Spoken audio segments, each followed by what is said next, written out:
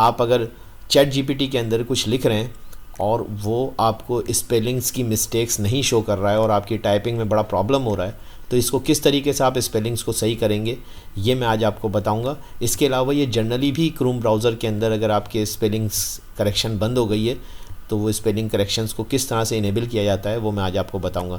मिसाल के तौर पे अगर मैं यहाँ पे कुछ लिखता हूँ, लेट सपोज़ मैं लिखता हूँ कि व्हाट इज़ योर नेम, तो अब देखिए इसके अंदर योर मैंने जिस तरीके से लिखा है तो वो स्पेलिंग गलत आ रही है और इसमें ये रेड दिखा रहा है।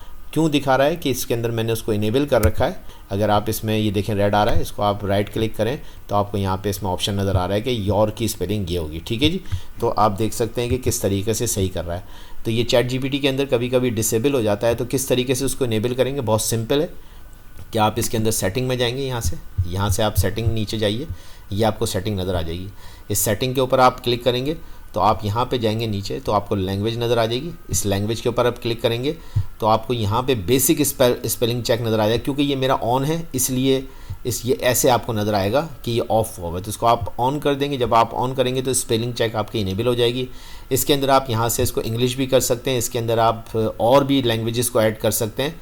इंग्लिश को आप देखिए मैंने यूनाइटेड स्टेट्स को किया हुआ है क्योंकि हम इसी को ही फॉलो करते हैं। अगर आप सिर्फ बेसिक इंग्लिश को करना चाहते हैं इंग्लिश को कर दें, बेसिकली यूनाइटेड स्टेट्स को ही आप क्लिक कर दीजिए, बेहतर है। और अगर आप इन्हेंस स्पेलिंग चेक करना चाहते हैं तो इसको भी कर दीजिए, वरना आप इसको ना कीजिए, बेसिक स्पेलिंग चेक और इसको कर दीजिए, आपके लिए फंक्शन ऑन हो जाएगा और परफेक्टली आपके पास काम करेगा। ठीक है जी, तो ये मेरी प्रेजेंटेशन थी और आई होप कि आपके लिए बेनिफिशियल होगी। Thank you very much.